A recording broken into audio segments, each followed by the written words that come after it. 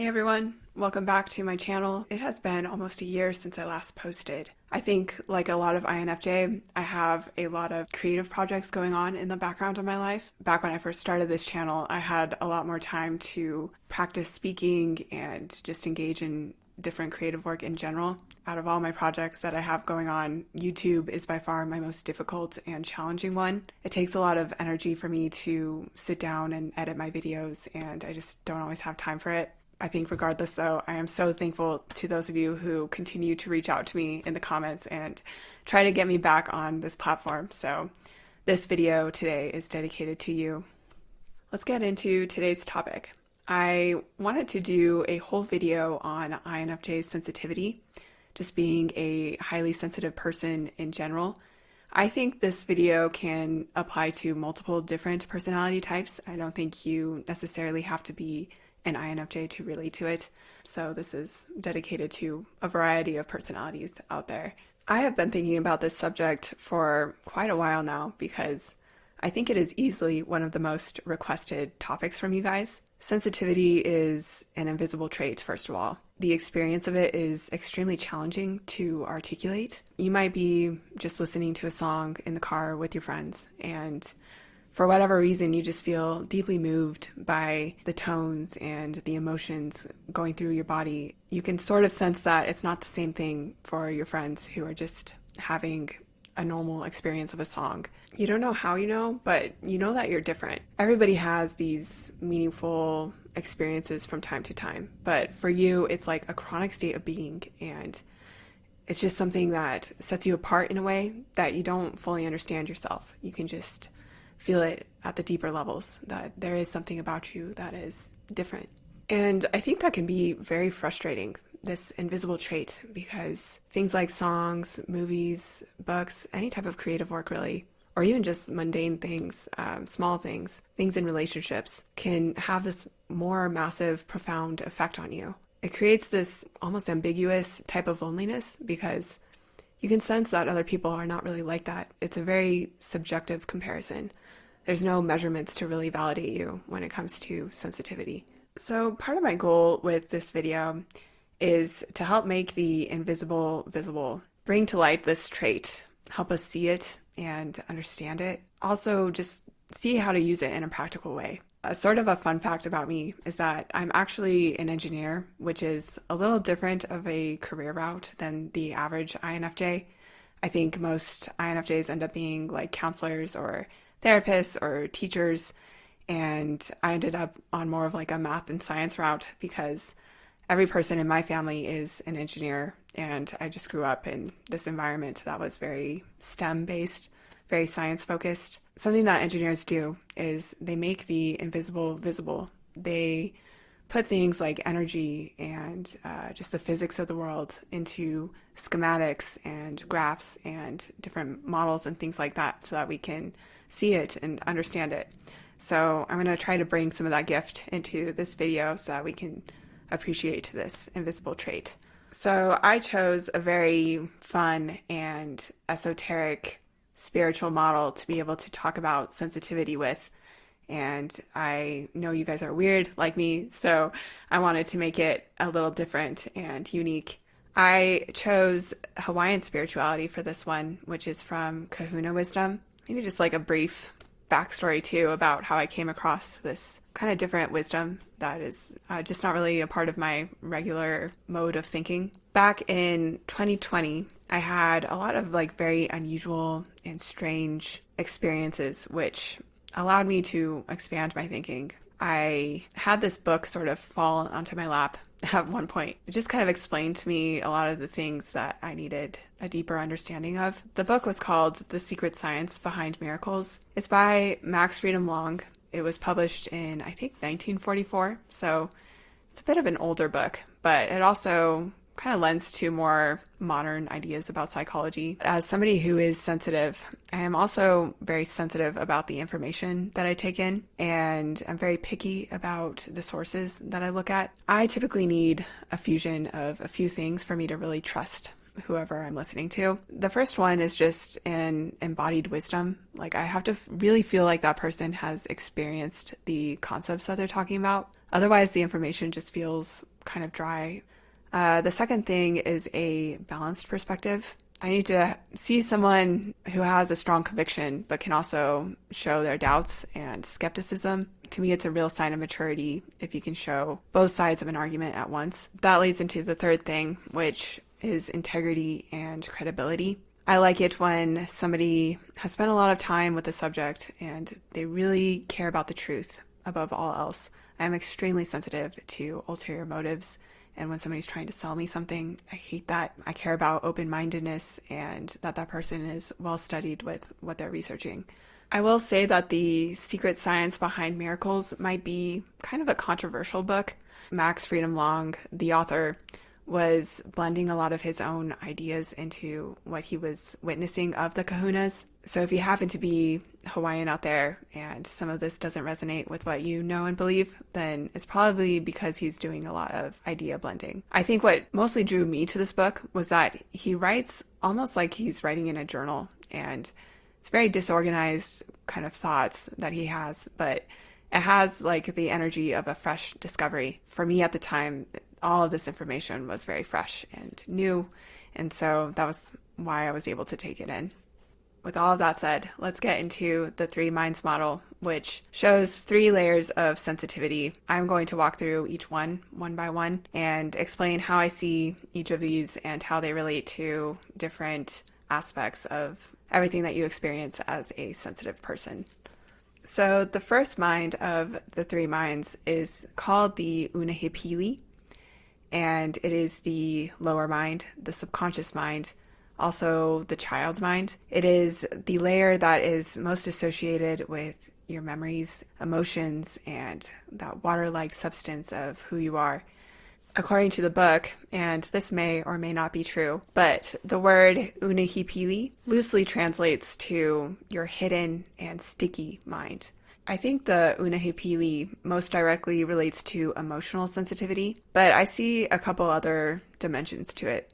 The first being depth of emotion. The unihipili is said to be very dense and deep, and as a sensitive person, my emotional experience is often very deep and saturated in a way that's difficult to describe. I think my memories and just the way that things flow through me is very profound, and I respect all of my emotions and what they communicate to me. They feel very intelligent. I also have a very complex emotional palette that can be extremely challenging to communicate. I often have to rely on things like very abstract metaphors to get the idea across. Like, to me, hatred, for instance, can feel, it's kind of like enjoying coffee's bitter bite. Like, there's something shadowy about it, but there's this deeply hidden passion that you can kind of feel that comes out in this bitterness. I am typically very private about my emotional life, and I don't easily open up these depths to everybody. I feel like I have this deep well of things to talk about when it comes to my feelings, but I don't easily share it to people that I don't trust easily. I think there's kind of a gift and a curse, because our depths often make us very powerful creatives, but they can be difficult to share. I think the next aspect of the Unihipili that really resonates with me as a sensitive person is its stickiness and the fact that it adheres to things.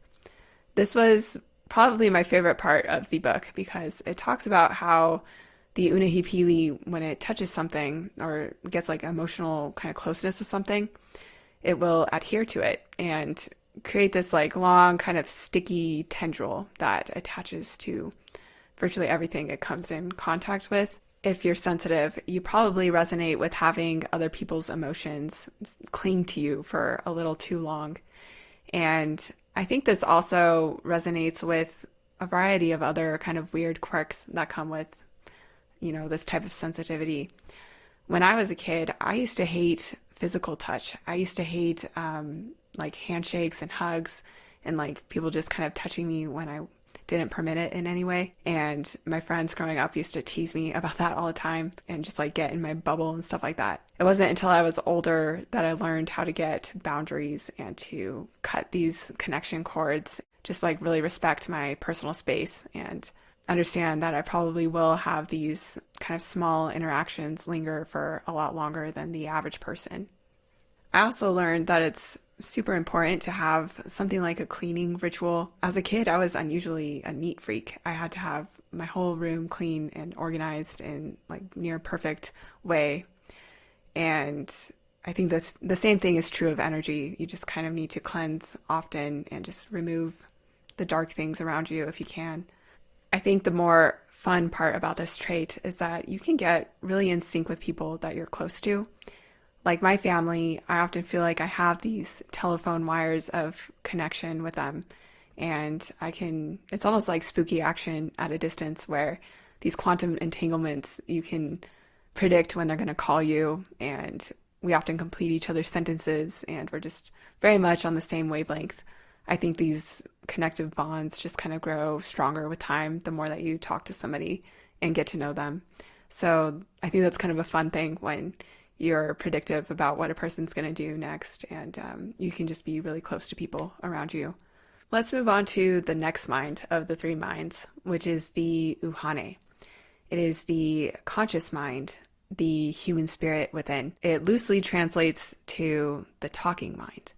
It's more of like the intellectual aspect of who you are, the very logical and orderly part of the mind that is kind of like your left brain. I think it most directly relates to intellectual sensitivity. I see this play out with my like direct five senses in a couple of ways. And the first way is brightness sensitivity. It's kind of funny because I actually have very good eyes. I'm like blessed with 20/20 vision, but I am extremely sensitive to light and I'm always like dimming the lights in my house.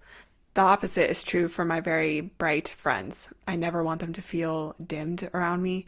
I want them to showcase their intelligence, and I personally love it when I see talent of any type, and there's multiple types of intelligence out there. So I just love it when people shine really brightly in a field and demonstrate that quality of excellence in any way. I think if you're a sensitive person, you can be a really good talent spotter and somebody who is able to also see the hidden potentials inside of people where they could potentially shine.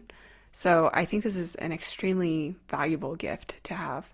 I think the Uhane also relates to hearing sensitivity. It is the talking mind. I can also sense things like undertones and things like passive aggressiveness, all these like kind of slight fluctuations in a person's voice, I think reveal a lot. It's always really important as a sensitive person that I talk to people who are very pure in their intentions, communicate in a way that's very honest and authentic to who they are. So the last, but certainly not the least of the three minds is the Aumakua. It is the highest and brightest, most pure form of the soul and is your higher self, your superconscious. So in traditional Hawaiian culture, the Aumakua is actually something like a family spirit. It's like a generational spirit animal that guards and protects a certain family line. It's related more to relationships and also your higher self, which has a very moral sensitivity. I think the way that I experience this as a sensitive person is that I have a very strong internal compass that guides me in my ways of seeing right and wrong. I'm very emotionally attuned to people in my future, as weird as that sounds, and I care about the broader implications of my behavior and how it can have this ripple effect of harm if I am being careless in the way that I act. I think if you are a sensitive person, you have a very strong potential to be a leader in this world. I think that leads into my next point about the Aumakua, which is all about passion and intensity. I think sensitivity is often very closely linked to emotional intensity in that you can experience a broad palette of emotions in extreme highs and extreme lows.